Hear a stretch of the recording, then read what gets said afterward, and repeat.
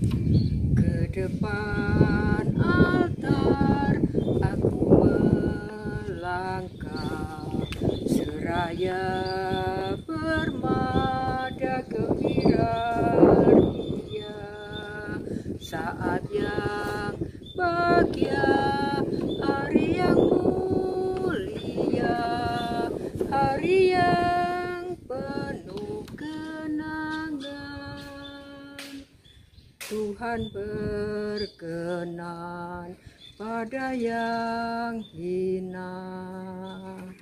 Seumur hidup aku abdinya. Tuhan berkenan pada yang hina. Seumur hidup aku tetap jadi abdinya.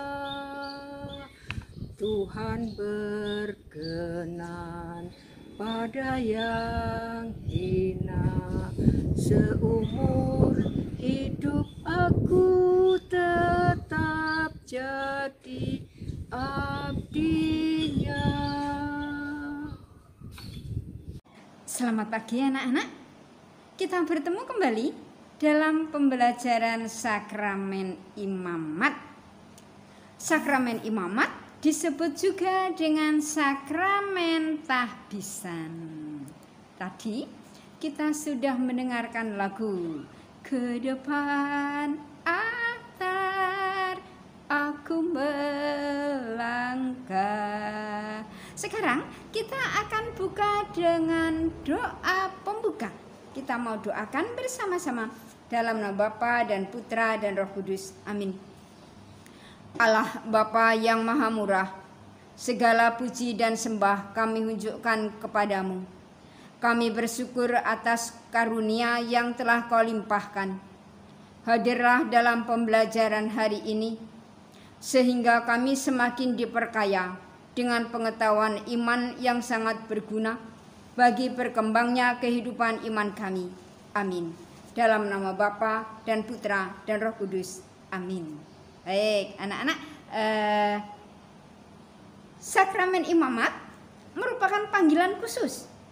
Jadi, yang umum kita ketahui, panggilan hidup itu adalah cara hidup berkeluarga. Tetapi, cara hidup berkeluarga bukan satu-satunya pilihan hidup. Selain hidup berkeluarga, masih ada panggilan hidup yang lainnya, seperti hidup bakti, dan juga hidup sebagai pelayan suci atau klerikus. Hidup panggilan suci merupakan panggilan khusus. Panggilan khusus itu oleh gereja dimeteraikan sebagai sakramen, yaitu sakramen imamat atau sakramen tahbisan. Semua romo, imam-imam atau pastor mempunyai seorang santo pelindung. Nah, santo pelindungnya adalah ini, Santo Yohanes Maria Vianney, yang lahir di Dardilly-Lyon, Prancis tanggal 18 Mei tahun 1786. Orang tuanya bernama Pierre Vianney dan Maria Carafai. Santo Yohanes Maria Vianney ditahbiskan menjadi imam pada usia 29 tahun. Tugas pertamanya di kota Ars, Écully, Prancis Selatan, suatu kota yang terpencil, begitu anak-anak. Nah, kehidupannya itu Santo Yohanes Maria Vianney ini sangat dermawan. Banyak mendirikan sekolah, banyak mendirikan rumah sakit, rajin menerimakan sakramen tobat. Maka diangkat menjadi pelindung romo-romo yang menerimakan sakramen tobat. Santo Yohanes Maria Vianney meninggal dunia pada tanggal 4 Juli tahun 1859. Begitu anak-anak? Sekarang kita akan lihat Kitab Hukum Kanonik 1008. Bunyinya begini. Dengan sakramen imamat yang diadakan oleh penetapan ilahi, seorang beriman diangkat menjadi pelayan-pelayan rohani dengan ditandai oleh meterai yang tak terhapuskan, yakni dikuduskan dan ditugaskan untuk selaku Kristus sebagai kepala, menurut tingkatan masing-masing menggembalakan umat Allah dengan melaksanakan tugas mengajar, menguduskan, dan memimpin. Jadi tugas seorang romo itu 3. Mengajar, menguduskan, dan memimpin. Begitu anak-anak. Nah, itu dari kitab hukum kanonik. Sekarang kita akan lihat bagaimana Injil Yohanes. Yesus menampakkan diri kepada murid-muridnya. Itu Injil Yohanes bab 20 ayat 21 sampai dengan 23. Kita akan baca dulu ayat 21. Maka kata Yesus sekali lagi, damai sejahtera bagi kamu. Sama seperti Bapa mengutus aku, demikian juga sekarang aku mengutus kamu. Romo-romo, imam itu diutus oleh Yesus sendiri berdasarkan ayat 21 tadi. Kemudian bekalnya itu loh ayat 22. Dan sesudah berkata demikian, ia menghembusi mereka dan berkata, terimalah Roh Kudus. Jikalau kamu mengampuni dosa orang, dosanya diampuni. Dan jikalau kamu menyatakan dosa orang tetap ada, dosanya tetap ada.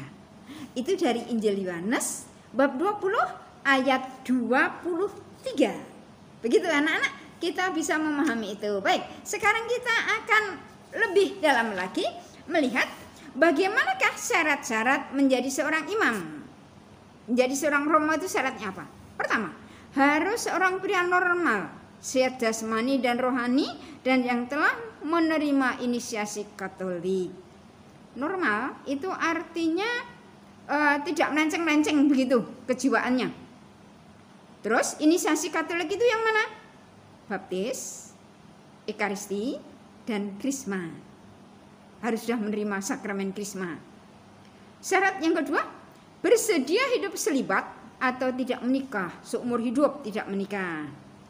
Syarat yang ketiga, menyelesaikan pendidikan filsafat teologi, moral, dan hukum gereja di seminari menengah dan seminari tinggi.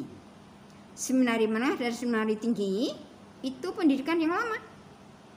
Ya 4 tahun ditambah 8 tahun begitu. Sekitar 12 tahun pendidikan. Cukup lama.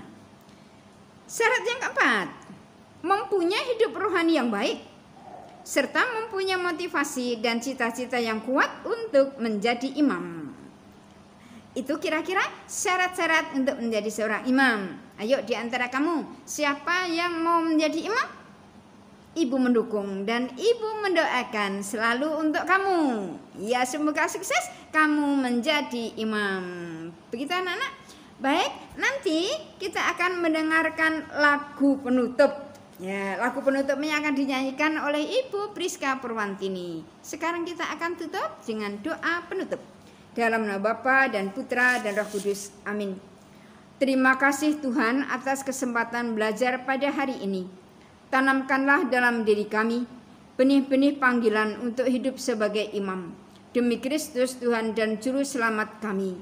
Amin. Dalam nama Bapa dan Putra dan Roh Kudus. Amin.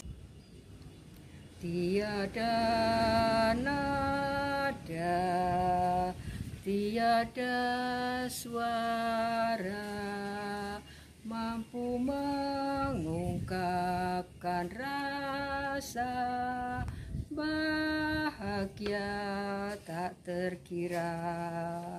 Tiada sungai, tiada samudra mampu tandingi agung cintamu. Lembut hatimu ubah hidupku. Hadirmu dalam lubuk hatiku untuk mencintaiku. Dengan segenap kasih-Mu ku bahagia selalu bersamamu Yesus, karena aku Kau cinta.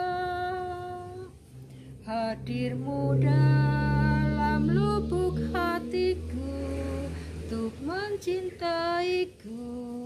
Dengan segenap kasih-Mu ku bahagia selalu bersamamu Yesus, karena aku kau cinta, karena aku kau cinta.